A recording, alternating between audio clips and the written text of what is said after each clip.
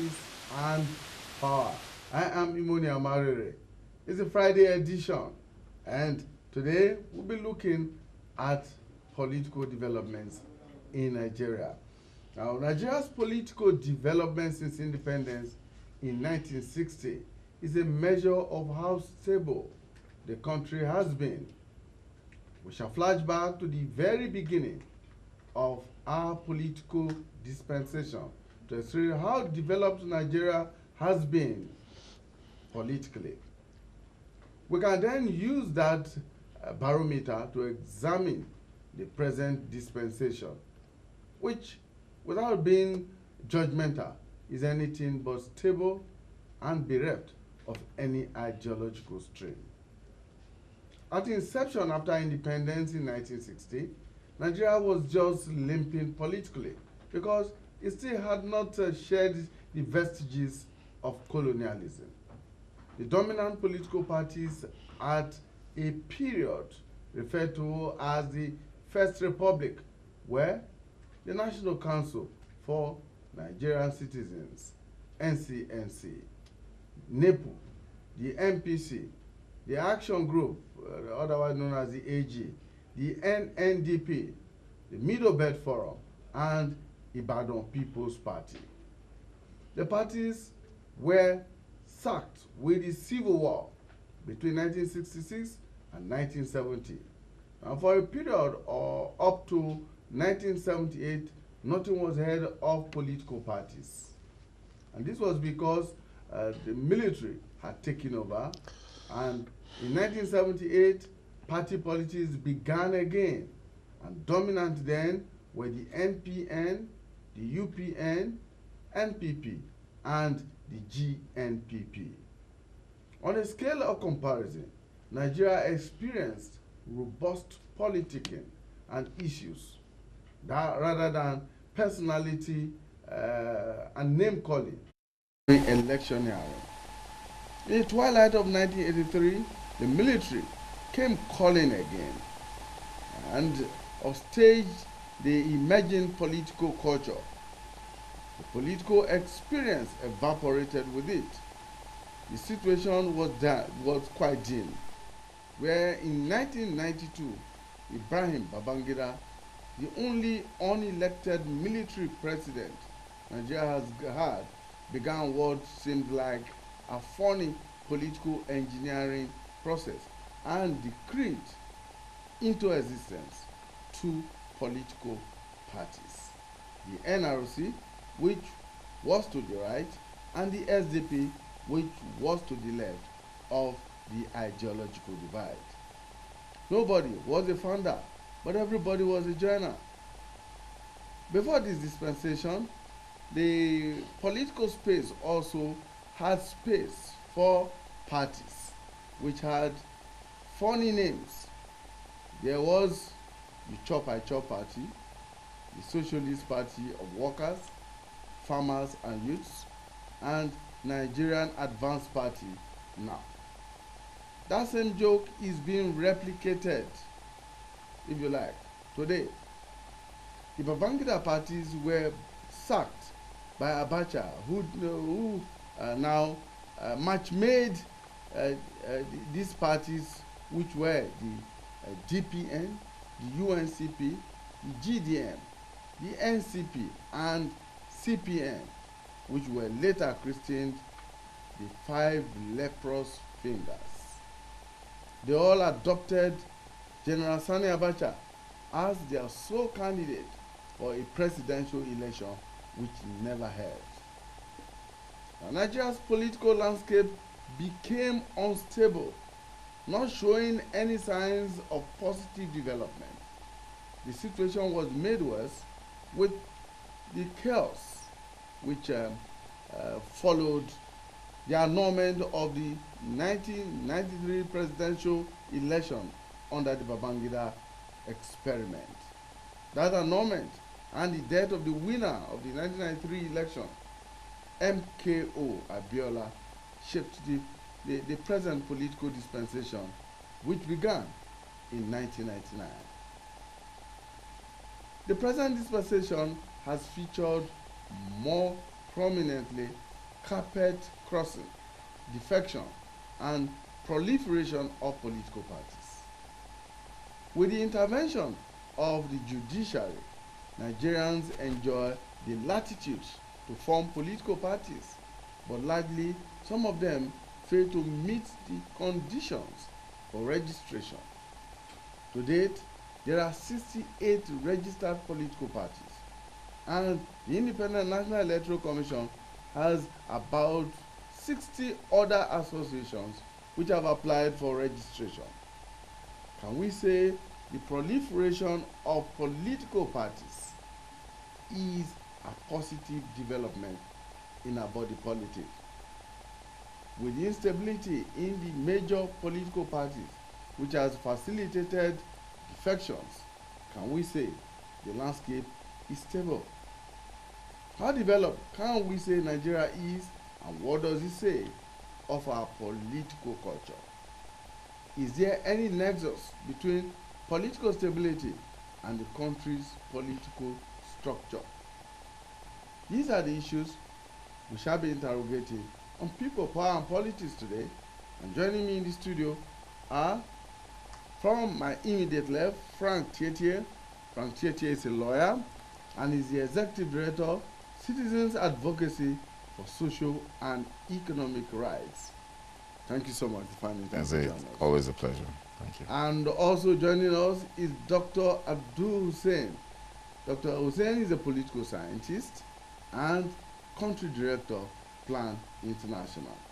Thank you so much. Thanks for having me. Joining us. Yeah. Well, now before we go into our discussion proper, let's bring you clips from the presentation of certificates of registration by the Independent National Electoral Commission, INEC, to 22 new political parties just a few days ago.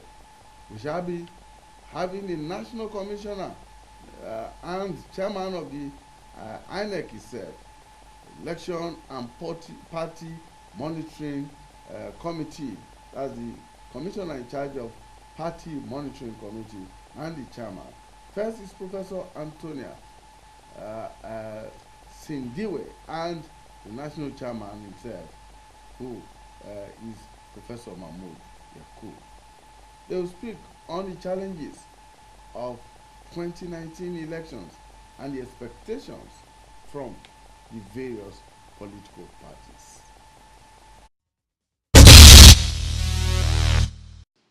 It is pertinent to point out that at the conclusion of a review of the compliance status of political parties that we carried out in August of 2017, 17 out of the then 46 registered parties had no functional offices in the FCT. And I'm aware that some of you presented as part of your documentation tenancy agreements that were a month to expiring. I mean, it has not expired, so we could not have disqualified you. But be sure that we'll be back to verify the status of your offices. Additionally, about 18 of the then 46 registered parties had invalid national executive committees whose tenures had expired and were not reflective of the federal character of Nigeria as stipulated in the Constitution. The Commission has, in November 2017, formally advised the affected political parties on their respective areas of breach and provided a 90-day window within which they are expected to revert to full compliance status. It is therefore very important that you, as newly registered parties, put in place mechanisms for ensuring compliance with relevant laws governing your existence as political parties. It is of utmost importance for political parties to ensure that their respective activities are not only open and democratic, but also based on compliance with the relevant provisions of your own constitutions. internal party democracy is critical to free, fair, and credible elections. Where misunderstandings occur, use your alternative dispute resolution mechanism to resolve them. Alternatively, you can avail yourselves of the Commission's robust ADR, dispute resolution mechanism. Conflict within political parties affect the Commission's preparations for elections, just as disputes among political parties on candidature for election sometimes results in endless litigation that deprives citizens of representation and consequently a voice in national and local affairs. The number of political parties is good for a plural democracy. However, political parties must cooperate with the Commission for successful elections. If each of the 68 political parties in Nigeria today fields a candidate for all the 1,558 constituencies to be contested in the 2019 general elections, the Commission will grapple with 105,944 candidates. If you consider the management and logistics of providing ballot papers for the projected 80 million registered voters, the ad hoc staff are requirements for forward and reverse logistics, monitoring of political party primaries, electioneering campaign, campaign finance, voter education, accreditation of national and international observers, and the media, the task is simply enormous.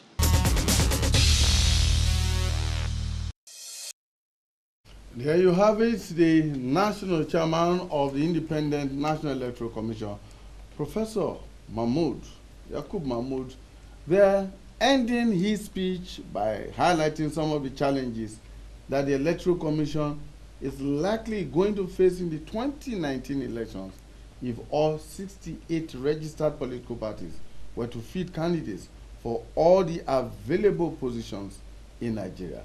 That, of course, will then be our takeoff point. 68 political parties in Nigeria. We are a multi-party democracy. Dr. Abdul, does multi-partyism mean these many political parties? Let's conceptualize what multi-partyism and plural democracy really means. Yeah, I think multiple parties or multi-party system, like it's always described, means a political system where you have more than two political parties in active electoral activities. And it's quite important for us to recognize that, and that you could actually have even more than 60 or 68 in a plural multi-party setting. But it is not all the parties that actually have access to the ballot. And therefore, it is structured in a manner that you have major parties and then you have minor parties. And in most cases, when it comes to national level elections or higher level elections, a lot of the minor parties are not there. They show interest. Some of them operate more like interest groups, trying to engage the major parties, find a seat within the major parties, build certain alliances, have certain structural engagement. But ultimately, when it comes to accessing the ballot, you find out that it's the major parties that are out there. A lot of people will think America has only two parties, but it had more than two parties. But the two parties out there in the US are the major parties. But there's what they call the third parties. The third parties are the minor parties that are there. You never see them in the Congress. They don't go for presidential elections and all that. And we even saw that in the First Republic. Of course, the numbers of parties are more than the ones you enumerated in the First Republic. There were smaller parties. There's a party like Harvey People's Party. There's a TIF Union. They're different. There's a Biron People's Union. There were different political parties at that time. If you go out and you find out the number of parties that formed the UMBC, is quite huge. It's quite huge. So the UMBC was not simply just a political party. It was a coalition of numbers of political parties around the central Nigerian area, or they call the Middle Belt, that actually instituted that. So you saw what happened in the Ibadan People's Party. So there are different dimensions of political parties at that particular time. But the difference between then and now is that the level of political awareness and understanding is unfortunately different. I think there is a better depth of understanding of the dynamics of running such a party. It is even easier to operate higher numbers of party in an electoral system that is proportionally representative than to operate in the first past the post system. What we operated in the First Republic was a parliamentary system that is built on proportional representations to some extent. But what we are operating today is a first past the post system, where is the person or the party with the highest number of votes that actually gets to win.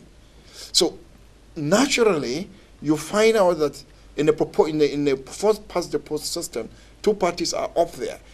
So the first past the post system is by default a two-party system, because at the end of the day, if you run an election and you are not able to get the winner in the first round, in the second ballot is two parties that you present. It's the first two that you present. You don't present more than the first two.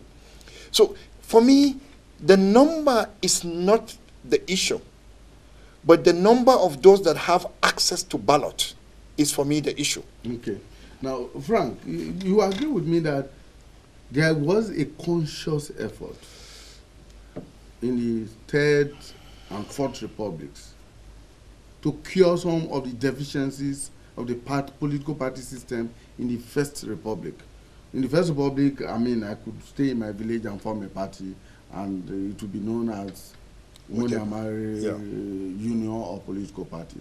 But then there was a conscious effort by the provisions of the 1979 and 1999 Constitution to make every party national in outlook.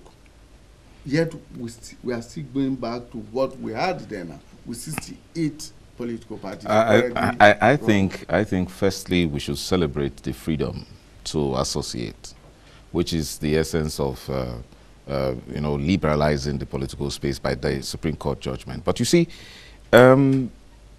we have essentially run a two-party political system from the outset. Because the idea of a two-party system is where you have two predominant parties always at the center of the polity. And that's what we've always had, except even in 1979, when you had parties like, when you thought we had parties like 5 major parties, which included GMPP, which had a stronghold in Gongola State at that time, and then MPP and PROP of Aminu Kano. We still, even though we're practicing presidential federalism as it is today, had two-party system because the contention at the federal level was between UPN and MPN. Now, it's unfortunate. With the MPP as a third major force. Well, because you couldn't also rule out NAP that came out, even though PROP had its stronghold in Kaduna and Kano at that time. GMPP, they had significant political strongholds. Even at that, they were still two. They were regarded as two political parties because the MPP at that time could also equate its influence to that of PROP because it only had two states, if I'm not mistaken, Anambra and Imo, in that particular political dispensation in Anambra and Imo State.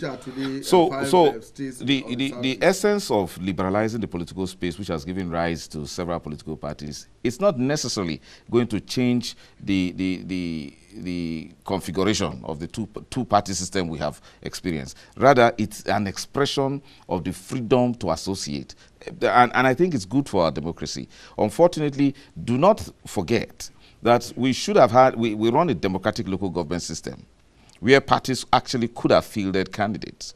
You know, some of these parties were registered not necessarily because of national interest, but specifically for some local and immediate interest. And I think by virtue of our laws, specifically Section 39, which persons can associate and form political parties for even very small interests. So these political parties cannot be presumably considered to be national parties. The idea that they must be, the precondition that they must have a national outlook shouldn't really arise. They are entitled to form myopic, political parties for specific reasons in order to, like what Doctor said, drive certain, political interests. Well, pressure groups, you may say, that have now transformed into political parties, and it's good for our democracy. You heard the National Commissioner on Political Party Monitoring saying some of the political parties did not even have offices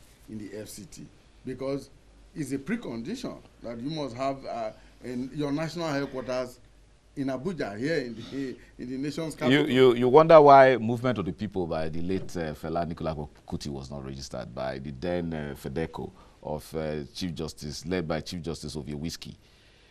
So the conditions are there. Once you meet the conditions, there is nothing that should prevent you from being registered. There is no crime foul that, the INEC commissioner cannot complain about whether certain, groups have not met the condition. Once they've met the condition, allow them.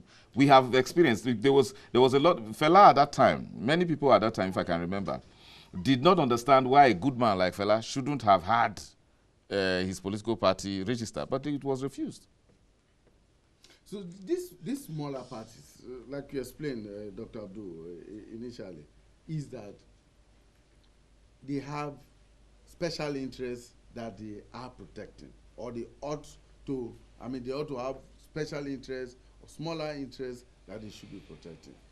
But going by our historical political party evolution over time, like Frank said, we seem at each point to narrow down to two major political forces.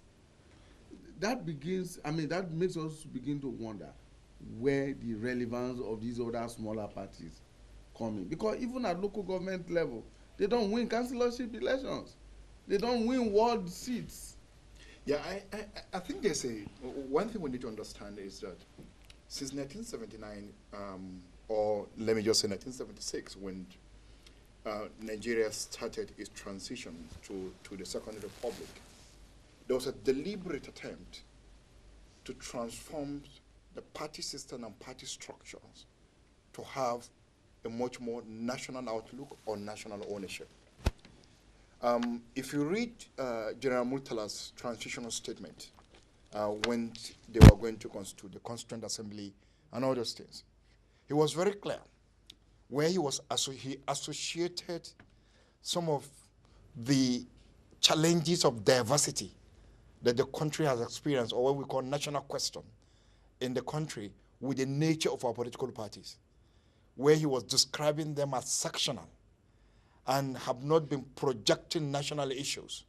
And therefore, our new callings and the kind of republic we are looking at is that has political parties that will be very national and have national outlook and do all those things.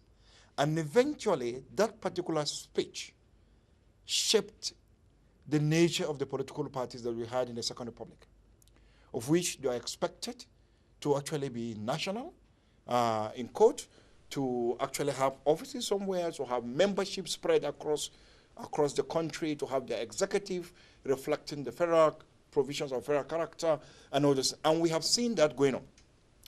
In Babangida supported Third Republic, he didn't only get to that, he went to a level and said, look, we operate a presidential system, and ultimately every presidential system actually better runs on the two-party system. And therefore said, we should just have two-party systems. And we shouldn't just have the two. The federal government was going to decree it. And they decreed that. On our transition, in Abacha's transition, it was the same attitude to it. And it's the same attitude that we're dealing with now. The difference between the earlier ones is that the conditions have been liberalized. The difference, a huge difference between the condition now in 1978 or through the 79 processes was a bit more liberal than what we have today since the Supreme Court judgment. In those days, when it started, the initial regulation was that you must have offices in all the states of the federation. Now you only need an office in FCT, and you could actually have it. FCT is very big. You could have an office in Jukwe, and it has to be. Some actually had theirs in Gwagwalada. You can have your office anywhere. You don't actually need to be in Asokoro or central area or the central business area of Abuja. You can have it anywhere, and you can even have it in a farmhouse, and that's fine. And I agree with him. It is good for our democracy, but what about the politics of access to ballot? We have seen elections being cancelled, or people demanding to cancel the election because the party or INEC forgot to include the logo or whatever of the party in the ballot.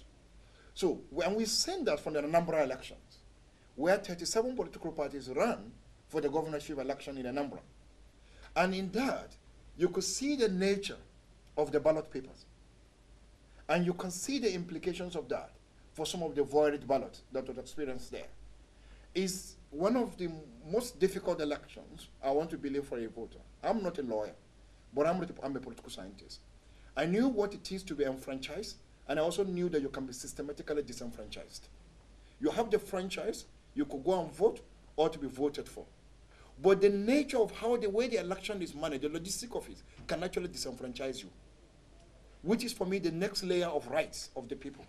Why the parties have rights to demand to say this, but the rights of the people to actually have a ballot that will allow them to vote whom they want to vote for. Check the names of those political parties. They all have the A's because they are competing to be on the top of the ballot. They all have the D's. They all have the P's. And you could tell me that logos can be used to differentiate, but it is not everybody that operates at that level. So when you give me a ballot paper, given our literacy level, that contains 57 or 60 or 67 or maybe 100 before the next election, because there are still some months to the election and 60 applications pending. Yeah, and 60. So when you go through that, because the issue is that what we are seeing today is that these smaller parties are not showing relevance at the local level. So you run elections, even the major parties don't, because the local government elections have been ceased to be democratic. What you just need is that any party that is leading the state ends up producing the local government chairs and the councillors. If it's an APC state, everything will be swept by APC. If it's a PDP state, everything will be swept by the PDP. It wasn't so in Delta State. So that's the kind of situation you see in most of the state. So people don't run. And so this is what we need to discipline the system. We have the Supreme Court, rightly so, have liberalized the system. People have the right to organize and to form a party. Acceptable, brilliant. But again, what is the implication of this for election logistics? And I think that is the next layer of conversations that we should be having. So, Frank, liberalization has thrown up its own challenges. No, it hasn't thrown up any challenge. For example, firstly, let me respond to the position he mentioned with regards to General Murtala Mohammed's speech in 1976. You see, what we had in 1978 was a replication of the same parties and the operations that led to the Civil War, which eventually gave room for the calamitous, intervention of the military. We still had the same sectional, regional parties in 1979. But in fairness, you can only consider the NPN and perhaps in later days the PDP as the somewhat nearly more national in nature. I wouldn't say nationalistic parties. But with regards to political parties, the proliferation of political parties, it is the responsibility of INEC, when we just finished an election in 2015, to have made proposals for electoral reforms.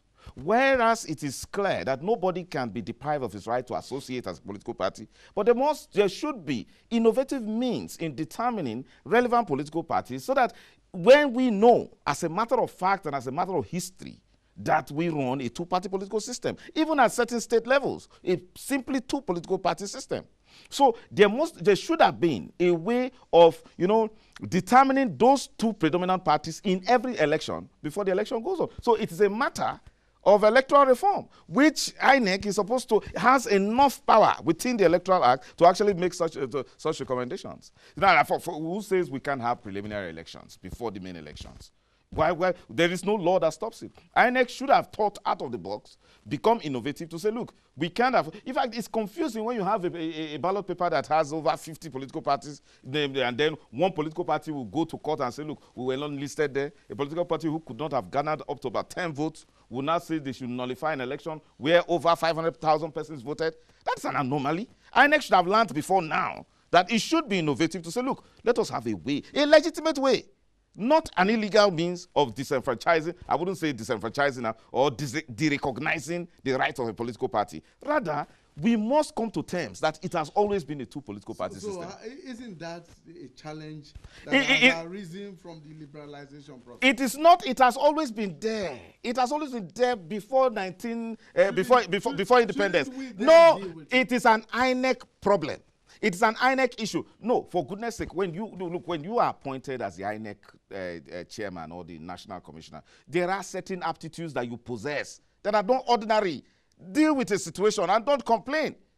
This is clear, and I commend how he has exposed the problem. But the problem is simple to achieve. I mean, to attend to. Simply find a way of determining the two predominant parties so that people can vote intelligently. I'm not a lawyer, and I kept emphasizing that, so I didn't. But I knew that there are constraints within the current electoral law. But I knew that I agree with him that INEC needs to respond to it. And for me, I think that this is the fact that INEC is raising those issues is quite important. And it's a beginning. And the fact that we're even having these conversations in the first place is also the beginning of such thing. I actually think, because in other countries, and I can give you several examples, even for you to run, you have to pay for you to actually have your candidate registered to run. If people pay their parties, if people buy nomination forms with those millions, you understand? Yes. And people are not saying anything. They could go ahead and some go to bank to loan money to pay those nominations. Why can't we also say that you pay? I'm not saying we should do that, but I'm just trying one of the ways to solve the problem. Like he said, can we run a pre-ballot? Can we say you must have a representation in the state assembly or the national assembly your party must have for you to be qualified for the next election at the presidential level? There are certain conversations that we can actually bring into that. We had that condition at a time. Yes. Where for you to continue to remain as a political party, you must have a specific number of elected representatives, either at the State House of Assembly or at the House of Representatives or absolutely. In the Senate. So it is not to lament. I agree with him. Which is not to lament, but it's to find creative ways of dealing with it. But I am telling you, it's going to be very, very contentious, because I also know the processes leading to some of these parties that actually wants to register and all those things, and how people went to court and what happened.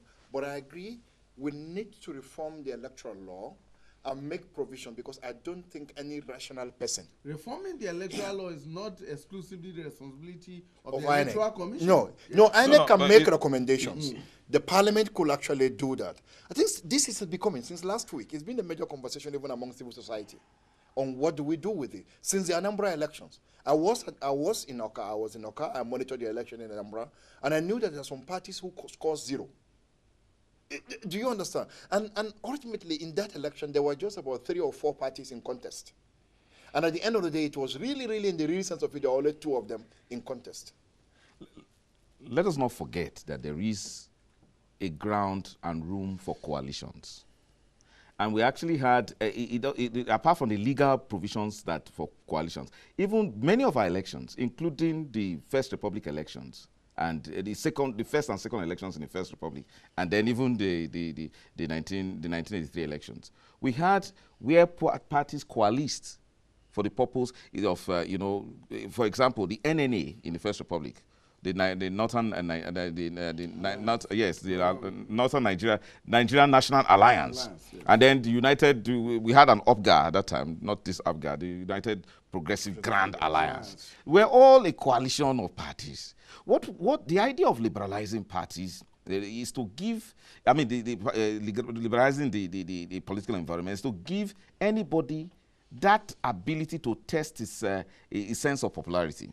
And it's a beauty of our democracy, unlike anywhere else in the world, which is something we should celebrate. But you see, beyond developing means of, determining which political party should we actually, because election, you can hear the National Commissioner, if you read his body language, the INEC chairman, bemoaning the high cost of elections.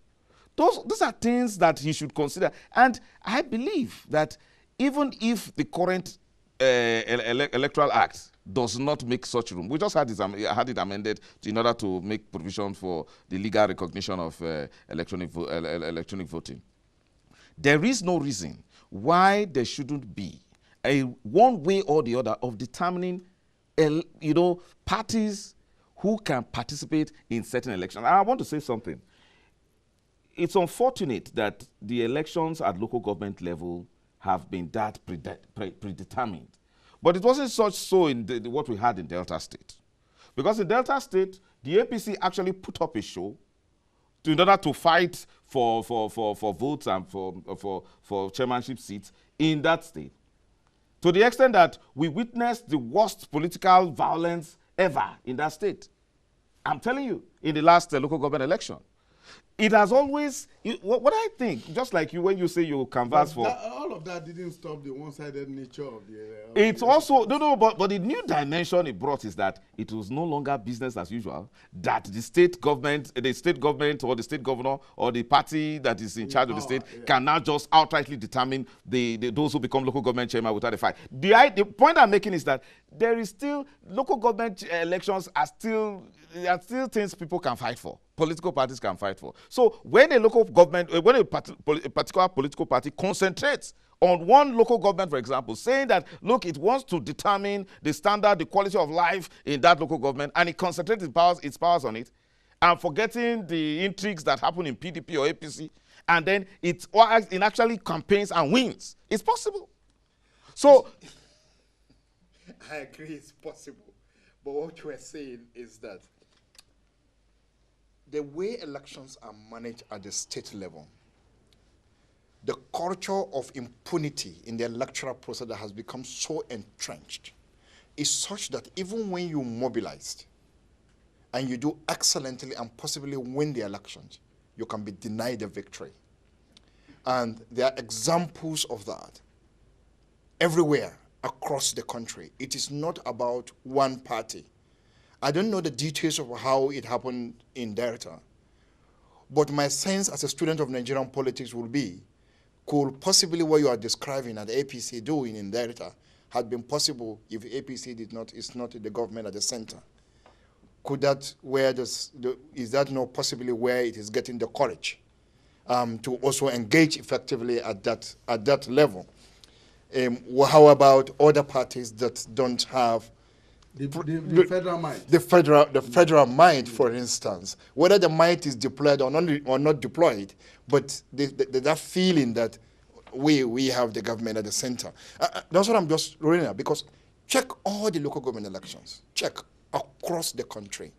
That is the trend, and it is very, very unfortunate, because what we have seen about our federal system is that as weak as the public accountability could be at the center, that's the national level, it is still better than as you go down through the state up to the local government level. There are things that you may not be able to do and get away with it at the national level, but you can do and get away with it at the state and local government level, which unfortunately should not be in a federation, because people are much more closer to the governments down there than nearer to them than it is at the central level. Well, government is at the center.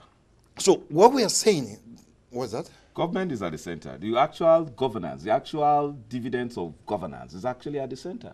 It is because we have shifted focus from the local government, the federating units to the center. Why can't we shift that attention? It is back it is to the fundam- local it government is and a the fundamental states? issue. It is a fundamental issue. It is a constitutional issue. The federal government, I mean, we have overflogged the issue of the need for restructuring and the need for devolution of powers. I mean, it looks as if it's a conspiracy against the people, against a system. I mean, the system being against the people so that it doesn't work. Look, I'm happy you say you are a political scientist. How do you, as a federal government, determine? In fact, I don't want to join the stereotype the debate where everybody has come to agree that, we run a unitary system of government in the guise of federalism. These are the problems. Now, we made progress. And I must say this, in 1953, when we had when there was serious discussions as to the future of Nigeria, I remember, because of, as a political scientist, we attest, that northern Nigeria didn't wish to be part of Nigeria. Because it believed that it could run its own republic and do very well. And we saw that in the wake up to 1960. The very powerful Sardauna of Sokoto at that time, Sir Ahmadu Bello, didn't believe in this idea. And that was the reason why we had strong regions, because he also, commandeered his own region. And you could see the development in northern Nigeria at that time under the able leadership of the Sardauna. Now, you see, why can't we just simply acknowledge that, look, we have a history which is a point of reference, which can actually point to a better future for Nigeria. That if northern Nigeria could make that, Sardauna didn't believe that we should have a federation as of 1953. It didn't. And northern Nigeria, in fact, it had to take a conscious campaign on the part of people like Antonio Anlohoro and particularly Azikiwe, that, look, you must be part of we won't become independent as a nation unless northern Nigeria is a part of it. Now, why can't we just take a look back at the native authority structure we had in northern Nigeria at that time, and the much progress and the direct, impact of governance on the people positively as we had in the days of the region? Why can't we just have that? The interesting thing about this country is that their stories are told in different ways. There are different literature on our history and system, so it depends on which one you read and which one you take seriously. But what I was saying is this: our federal system is not a perfect one. It has its challenges. I'm a very good supporter of whether devolution or whatever you actually call it. But my sense is this: it is not the fault of the federal system that the state independent electoral commissions cannot run an election. We already have that provision. Those are basic. We have local government systems. It is not the fault of the Constitution as it is today, despite its limitations, that we cannot run a relatively autonomous local government system. It is not the fault of the Constitution that the state's government cannot be accountable to its people.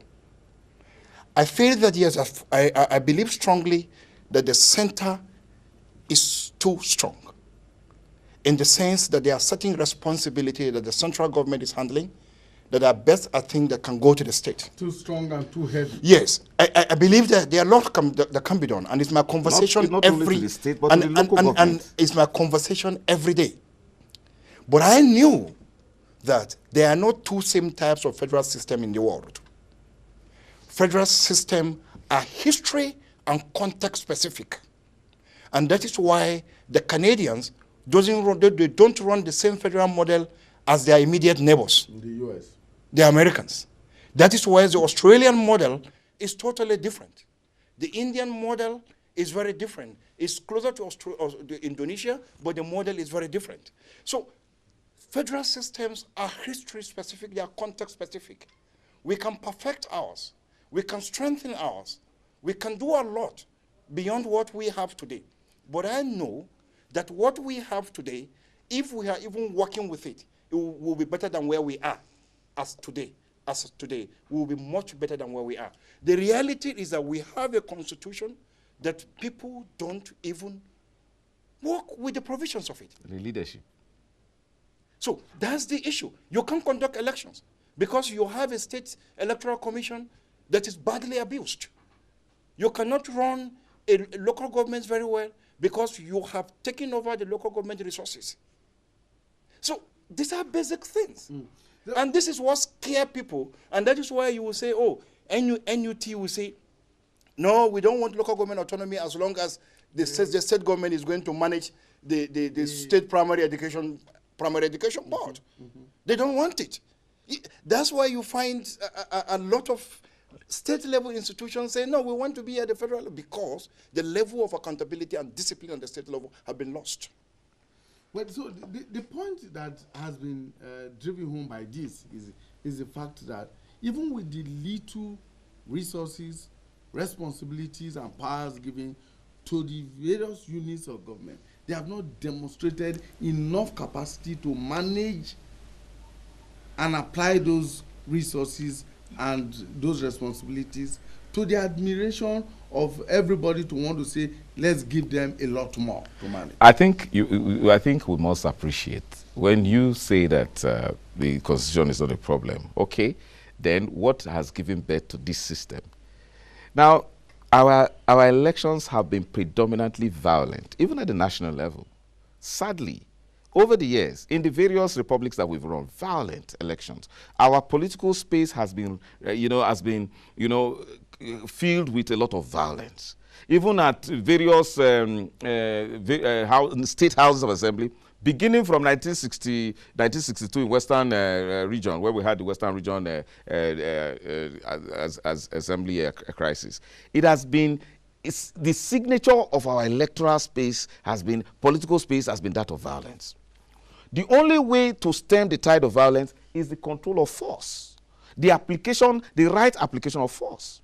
So when you now concentrate and make force the exclusive preserve of one arm, of one small aspect of government, to the detriment of the various levels of government, then there would be no control. Then there would be no determination of peaceful, conduct of peaceful election. That's why our elections, to some extent, to a large extent, has been determined by the who controls more force, either brute force or organized force. So we'll come back to that same. We cannot, run away from the system that does not realize reality. That look, the reality is that we cannot afford to run a system that denies the truth, that denies that, look, the only way to run a proper government is to be done transparently for science sake. Let's go back to this political party structure in Eastern proper. 68 political parties, a build-up from possibly just 5 or 7 at the beginning of this current dispensation and all of that, to 68. Yet, we do not see any remarkable distinction in terms of ideological differences between and among these political parties. Where does that take us? Something I worry is that, liberal romanticism is a problem. Because, you see, sometimes we celebrate the basic instead of actually celebrating what could be the result of that basic. You see, I don't have problem with the numbers of parties. But everybody, if you take a very serious note of our political development in this country, you will actually understand that the crisis we're experiencing in our political system is largely driven by the character of the people who are managing our affairs as shaped by the dynamics of our economy and society. Look, if you take the First Republic or you take the Second Republic, the further away we go from those republics, the more crisis-prone our systems has been. And I agree. Look, there may be certain things to get from the First Republic in terms of our party system or structure, but the truth about it is that these changes were not by accident. The changes that occurred were responses to the challenges that the country experienced at that time. Possibly the solution that were in Mike may not be correct, or they may not be too foresighted, but the reality was that, look, even the three-legged federal structure that we ran at that time was very problematic. There were a lot of issues. You can romanticize the whole thing about, oh, development here, development there, depending on what we understand by development. This development that we're seeing could possibly actually be because of the failure of what happened after those ones. Because if we had progressed systematically, we wouldn't be remembering what happened at that particular time. The good old days. Yeah, so it's always the good. It's always the good old days. It's a country where the past is better than the present. So what we need to understand, that even at that time, there were challenges. There were huge issues of contentions. There were demand for state. The states did not come just like that. People demanded for them. People demand, and some were created even within that republic. So the party system, is that we need to have a clearer investment in our party system. Okay. And our political parties need to take responsibility. It's a country where political parties don't even care what happened to the electorate. No education, no investment, no nothing, no membership, nothing. All you just need is get your name on the ballot and then you move on. Briefly, the pundits will always identify the problem and always make the solution. But the truth about it is that we have laws that we don't obey. Those who make the laws don't obey them. If we commit to following the standards that have been prescribed in law, even for that is local government elections run by the state independent election, there will be a greater certainty and progress for our political development. I think that we should just run the government according to the books. If we have problems, let's reform.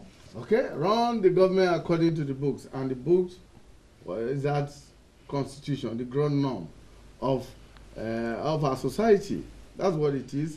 The 1999 constitution as amended is the book that we must follow. If we follow just as much as perhaps 60–70% of what is provided there, we will be running a better society.